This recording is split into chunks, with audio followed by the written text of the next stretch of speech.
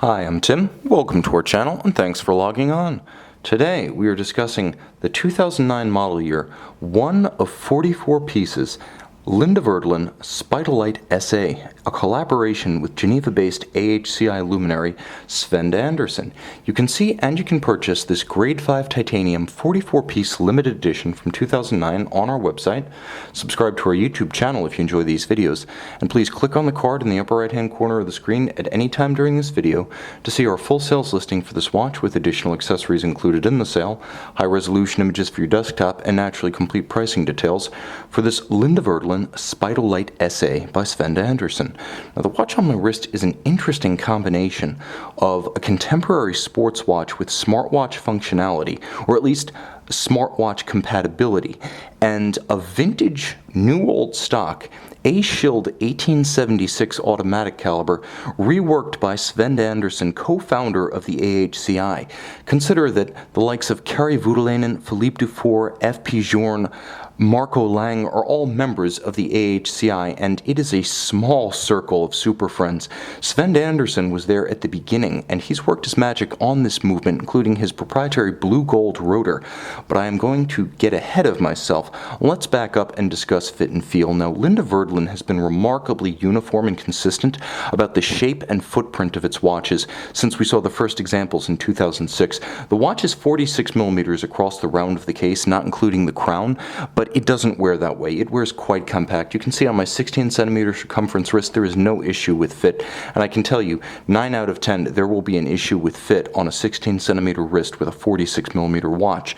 It's relatively slim, all things considered, 12.1 millimeters thick. It does have a little bit of a step to its case flank, so if you wanted to wear this under a sport jacket cuff, it does have the subdued grayscale color palette as well as the low profile to make that a viable decision. Now, I'll also mention that from lug-to-lug, it is quite short across the wrist. The watch measures a very reasonable 49.5 millimeters from lug-to-lug, which is far less than you'd expect for a watch that's nominally 46 millimeters, and that's why I would say even if your wrist is as small as 14.5 centimeters in circumference, you're going to be able to wear this one securely and with style. Now, a couple of things about the way the watch is assembled. It is highly modular. That starts with the strap. 2 bolts allow the strap to be removed and replaced with a world of options from Linde Werdelin. Because they have been so consistent with the shape of their cases and the sizing of the bolt spacing over the years, essentially any Linde Werdelin strap will fit any Linde Werdelin watch. Don't take that is gospel, but it's pretty close to the truth, and Linde Werdelin offers many options on their website. Now, the other thing is, because the lugs are so short, a good portion of the distance across the wrist is actually defined by the stiffness of the strap. So though it's 49.5 millimeters from lug to lug, it does have a little bit of a tendency to flare. You're going to want to buckle it down securely. You'll also note that the material is incredibly substantial, thick, sheer cut, rectangular black alligator leather with a monotone stitch, calfskin on the underside. This is an incredibly well-made strap. It feels, looks, and is of top quality. Every strap should be so well crafted.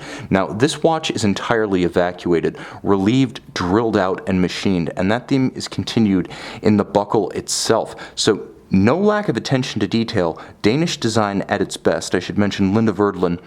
All of their design is done in Denmark, their fabrication is done in Switzerland, and you can see where the Danish design lineage may have come from, as the watch is essentially built up from the strap to the clasp to the computer that goes over it, like Legos, another famed export of Denmark. Now, I'll also mention that the winglets you see on both sides of the case do have a purpose.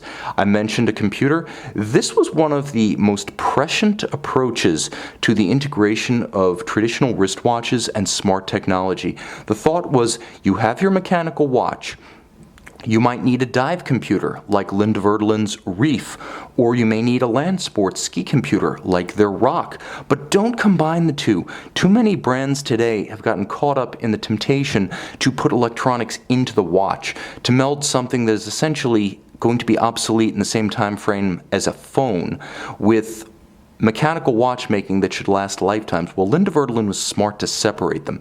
You have your mechanical watch, and then you have these docking points on the side that allow the Reef, which is their dive computer, a professional grade dive computer like you'd actually use if you were a diver, or their land sports ski computer, the Rock, to simply stick itself on the top, seat, click into place and be available for use. When you're ready to stop skiing or diving, you take it off. It's that simple. And because there has been such consistency about the shape of the case, this model built in 2009 is still compatible with the latest versions of the Reef and the Rock. I digress a bit, however. Let's talk about the form of the case and its composition. It's all of a beautiful blasted finish with some satin elements, so all effectively a matte treatment of grade 5 titanium. Because it is so dramatically relieved and drilled out, it has a feathery lightness on the wrist, both physically, as it is in quite literal sense low in mass, and also visually, as it's an airy, open composition of metal and empty hollow spaces, and that continues on the dial. Now the dial is loomed, so stay tuned for a loom shot at the end. You can see that it's been drilled out and opened up, machined about its center to allow you to see the vintage 1970s A-Shield caliber 1876 as reworked by Svend Andersen's atelier in Geneva. You'll also note that the hands at center are loomed. There are some loomed indices. It's all of a grayscale, so it seems very uniform and coherent in spite of the fact that so many components are discontinuous. You'll also note that you can see the keyless works of the winding and setting system just beneath the hollow at 3 o'clock. 300 meters water resistant. This one is appropriate for land or sea sports. Now we're getting closer to the business end. You can see Andersen Genève.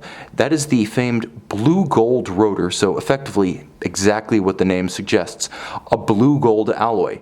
And the movement, which is automatic winding with a 21,000 vibration per hour, 21,600 vibration per hour beat rate, and a 42-hour power reserve, has been reconditioned, tuned, and adjusted by Svend Andersen's workshop, so it's been both personalized and reconditioned and regulated.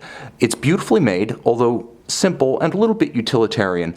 It's a glimpse into watchmaking's past, and thematically what's going on here is very important, as it is effectively Linde Werdelin recapitulating their faith in the watch as a mechanical article while leaving electronics to the realm of their computers. And you can't get much more traditional and mechanical than a 40-plus-year-old automatic reconditioned for daily use in a modern case. Of course, you do have a set of Côte de Genève polished screws and a handsomely treated baseplate, but this one is more mechanically gratifying than aesthetic virtuosity. Handsome and pleasant to look at, it's a perfect match for a watch that is really a no-nonsense tool timepiece. You could wear this with a suit. The grayscale and the thin profile make it viable, but this one is for getting wet and wild, or for those of you who are into skiing, simply wild. See it and decide for yourself on our website.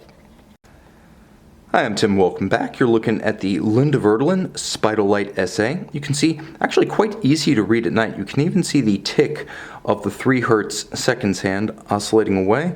It's 6 beats per second. A few features I wish I had mentioned during the lighted portion, but I'll get them out of the way now.